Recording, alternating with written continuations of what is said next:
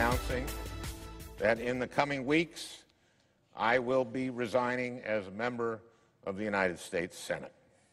Senator Al Franken says he can no longer be effective in Washington amid the growing sexual misconduct allegations against him. Today, the Minnesota Democrat announced his resignation on the Senate floor. Thank you for joining us tonight. I'm Liz Collin. And I'm Angela Davis. Frank and Amelia are off. Senator Al Franken's announcement comes after dozens of his Democratic colleagues called for his resignation yesterday. That's when two more women came forward alleging that Franken sexually harassed them. That brings the total number of accusers to 8. We have team coverage tonight. Jeff Wagner spoke to Minnesotans and has their reaction. Pat Kessler has more on the future of Franken's Senate seat and what this means for the state's representation in Washington. But we begin with Esme Murphy, who reports that the senator denied the allegations against him. It was a speech that began with defiant denials. Some of the allegations against me are simply not true.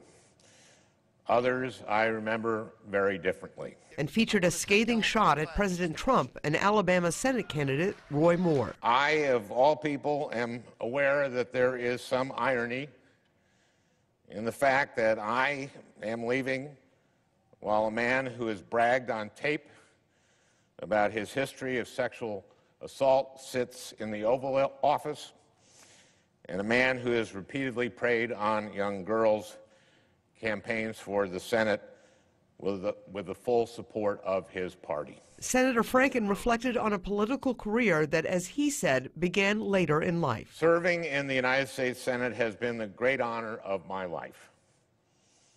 I know in my heart that nothing I have done as a senator, nothing, has brought this honor on this institution. He expressed certainty that a Senate Ethics Committee investigation would have cleared him, but that he had to step down. But this decision is not about me. It's about the people of Minnesota. It's become clear that I can't both pursue the Ethics Committee process and at the same time remain an effective senator for them. And he was wistful about a Senate career cut short that he remains deeply proud of. What I want you to know is that even today, even on the worst day of my political life, I feel like it's all been worth it. Esme Murphy, WCCO 4 News. All right, thank you, Esme. And WCCO's Pat Kessler continues our coverage now. Let's start right there. Your impressions of the speech today. Yeah, this was a defiant speech. It had a little bit of anger, a lot of edge to it. Senator Franken actually went on the floor and he denied all these allegations. He accused the president of being a sexual harasser. So it wasn't a peaceful, let's all find some harmony here kind of speech. This was a political speech meant for political people, maybe aimed at his supporters who are very angry about this. And how about timeline now? What happens next here? Yeah, right now, Governor Dayton will appoint a successor to Al Franken in just the next few days. He says he's going to make that choice. Now, this successor will be somebody to take Franken's place for the next 10 months or so.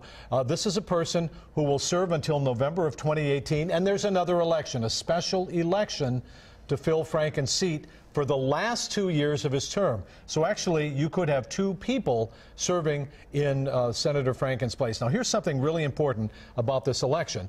There is going to be one Senate election to replace Franken, another Senate election for Senator Amy Klobuchar, and a governor's race here in Minnesota.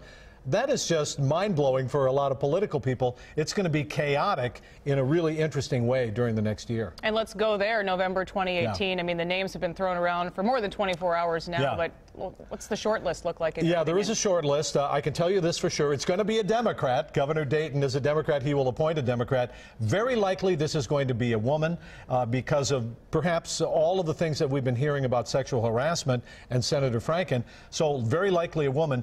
And at the top of the list, we hear from a lot of people in Democratic Party circles close to the governor.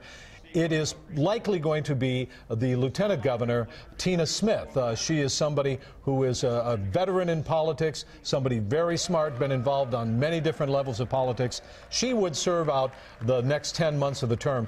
It's unsure whether she wants to stay on and run in 2020, but right now the thinking is she would be a caretaker somebody who would just serve the last 10 months to a year of Franken's term before the special election. So that's what's going on right now, but that will set off a series of political events in motion that are actually going to make things really interesting around here for the next year. And you speak about that, a woman in politics. Right. You did some research today, and the numbers really just aren't there. Yeah, they aren't. Nationwide, very few women are involved in politics. 51% of the population is women, but only 20% are in politics across the country.